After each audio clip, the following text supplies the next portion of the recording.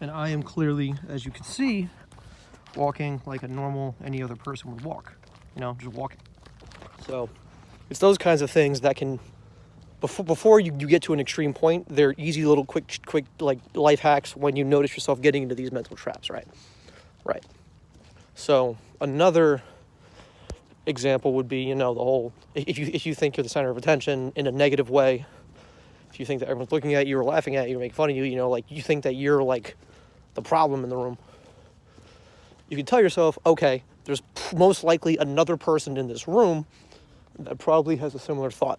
There's most likely someone else in the room right now that probably is thinking the same thing, thinking they're alienated, isolated, or alone. And you could think, okay, but we're all together, we're all having a good time, we're all being happy together, so there's no reason for me to feel this way because clearly I'm loved and clearly they're loved. You can use that empathy, that empathetic connection to realize that you're being caught in like a depressive trap. Right. Now, the second most, now this other method is a little bit more challenging because it requires you to, speak up to somebody. So it's a little bit more difficult. But like I mentioned before, the next best thing when it gets more serious and you can't really contain it, you can talk to your friends. You can pick the closest one you have there. If you're not that close to anyone, you can always go to the bathroom, go somewhere, go outside, phone a friend. Because if you phone a friend, you can then be completely honest, and that'll help open you up. Because, you can be honest with friends, family, whatever you want, whatever close compatriot you have at your disposal at that moment. Because when I was able to find it inside myself to be able to bring up these issues to my friends and my family, they were able to be very, very, very sympathetic and very kind towards my very skewed viewpoint of objective reality. So if you talk to your friends and say, hey, I feel this way, they can bring you back and say, no, you are totally loved. No one's thinking that way about you.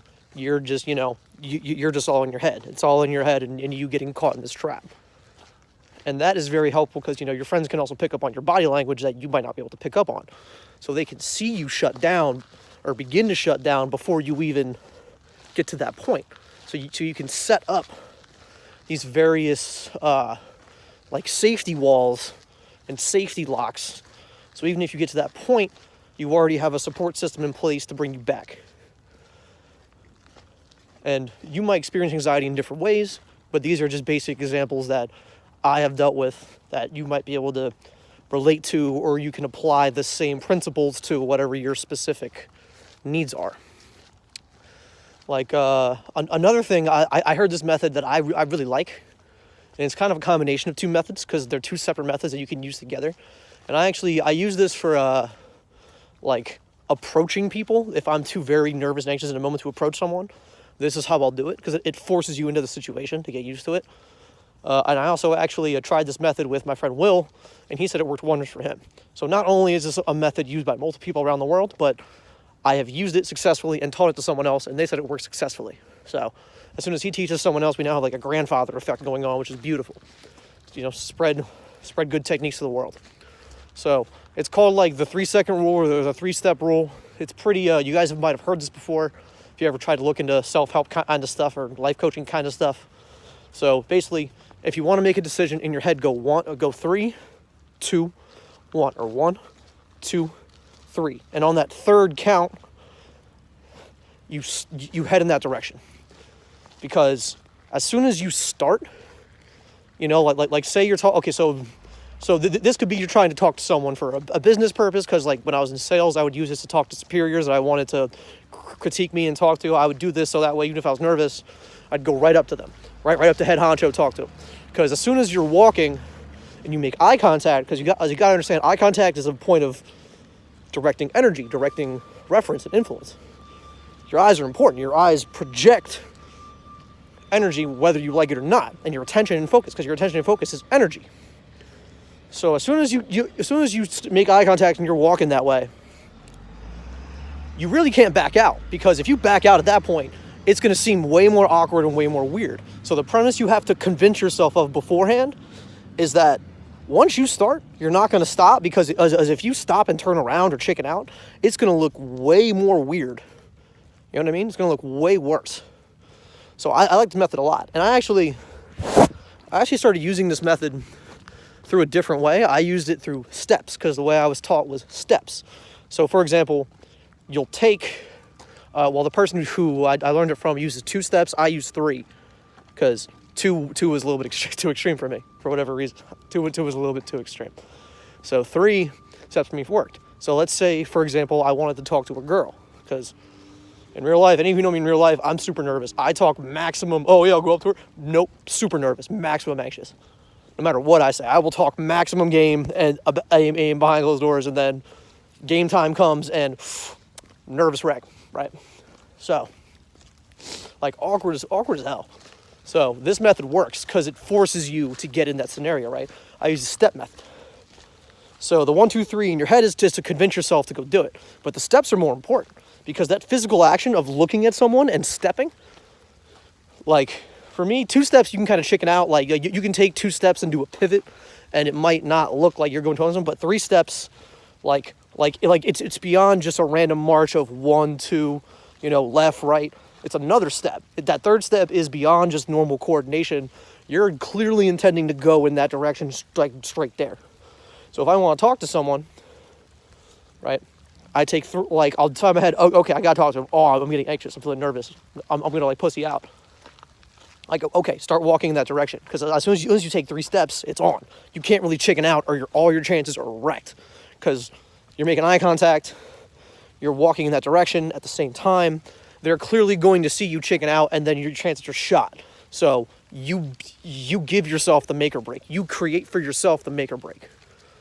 So you take 3 steps in that direction, and by then you're already off, because your feet are already in motion anyway. So by the time your brain kicks in to get anxious and be like, oh fuck, oh god, I'm getting nervous, oh shit, this is gonna go really bad, you're already halfway in. Your feet have already kept moving. You already have closed half the distance between you and he, she, they, whoever. You've already closed half the distance.